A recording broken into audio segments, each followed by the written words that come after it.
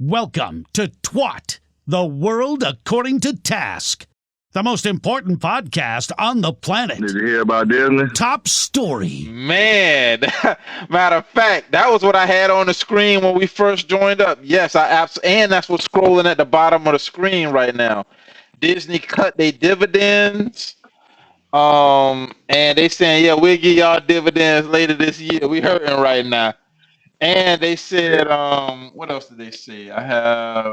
They said they report a 58% drop in their income from parks and cruises. That's their biggest hits, parks and cruises. Yes, sir. It won't be any more competing against Netflix in the streaming industry. Yeah, they hurting bad, man. They hurting bad. So, and that's real good news for Netflix, I would think. It is. Yeah, it really is. It might be good news for a lot of different people. What I am curious about, though, Warren Buffett Jr., is where does Disney hold their cruise line flag? You know what I mean? So not really. What do you mean? Okay, so a lot of the cruise industry, so like let's say Carnival. Carnival, I think, is based in Bermuda. And then another one of the cruise lines will be based out of like Bahamas, right? And they'll pay no taxes, like zero taxes. That's the reason why the cruise line couldn't even think about getting a bailout. Yeah, they weren't even on the list because the senators even came out and said, "Wait a minute, y'all not from here. Your employees not American. Like y'all only have offices here. Why would we even think about giving y'all money?" So I'm curious to see where Disney Cruise Line is flying their flag. Let me see if I can pull that up while I'm talking. Well, you know they got Disney World over there too in Shanghai. Yeah, so they may be going that way. Yeah, they slowly opening up that Shanghai. I don't know if you saw that too, but the was it the CEO? I think he was on CNBC talking about how they're slow. I think it was the CEO. I'm not 100% sure, but somebody was talking about how Disney is opening their Shanghai, whatever they have over there in China, because China is slowly lifting the restrictions, and they're gonna have all these special things in place in order to like fight it. It's real weird, man. I see Disney going down for about 2 years.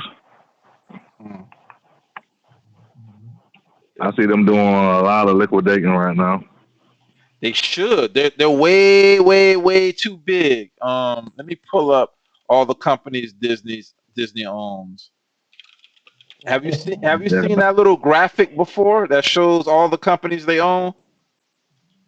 No, I haven't paid attention to that. It's amazing, but let me read you the companies that Disney owns. And this is not even on the graphic. I'm going to pull the graphic up. There we go. Like this is insane. So outside of the Marvel side, you know what? Hold on. This is insane. Disney owns ABC. They own 80% of ESPN. They own Touchstone Pictures. They own Marvel. They own Lucasfilm, who does Star Wars. They own half of A&E. They own the History Channel, Pixar, Vice. They only own 10% of that.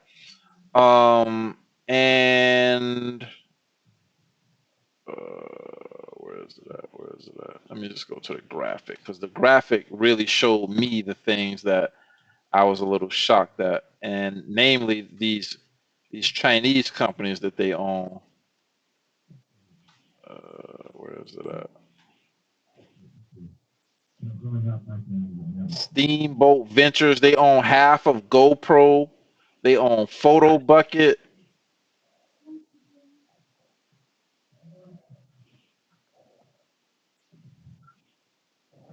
So do you mean own, or do you mean if they're a public company, they own the majority stock? They either own all of it or they own some of it, and in some cases, they own a majority of the stock. So here, here you see that they own 80% of ESPN. Whoa, that was horrible. They own 80%. Wow, they own 80% of it. Yeah, they do. Cause I saw that tonight on that same show you was talking about. They do. That's why also ESPN had to release that Michael Jordan. They was hurting. Like Yeah, they had to release it early. Did you hear how dude was talking when he was talking about that Michael? He was like, "Yeah, they released that Michael Jordan documentary. Like they had to rush it in order to get finished. Like, woo." No, they did have to. Like that's wild. Yeah, the analyst he mentioned that he said they had to release it because they wasn't making no money. You know what? How would they monetize a Michael Jordan documentary? How do they monetize it? With advertisers? With advertisers. That's the only way they can monetize it. So that's not gonna do crazy numbers for them, right? It's not like they're gonna be able to charge Super Bowl numbers. So they hurting. And as a matter of fact, what I'll do is I'll do my company spotlight. I'll do my company profile. Shout out to I'll do my company profile on Disney, and because I'm really interested in them. Because honestly, man, if they go down tomorrow, I'm gonna tell y'all right now. If they go down tomorrow, like I might even put one of them little automatic buys in. If they go down a certain amount, let me take a look at what they start price is. The analysts say don't purchase. This is what the analysts say: don't purchase Disney until they get around that 90 mark and under. That's what they say. I believe Disney could. They say Disney probably won't go under 90, but I believe Disney could get to 75. Did this story come out before the market closed? No, it came out after. Well, what I seen it was after. Okay, yeah, I didn't see it until after either, and I'm looking at their price, and it's only down 2%, and that don't add up to that news that we heard today. So yeah, but I think that story came out after they earnings, after they reported their earnings. I think so too. So that means then, Warren Buffett Jr., that tomorrow when they open up, they're gonna probably hit that 90. Yeah, I believe they can go under though. I really believe. Like around pre-market time, I believe pre-market is the best time. Yeah, I wish I could get in on that, man. I was. Do any of y'all know how you go about getting in on the after hours trading? No, I ain't figured that out yet. Yeah, I don't know that either. I don't know that. Let me write myself a note. See if I can.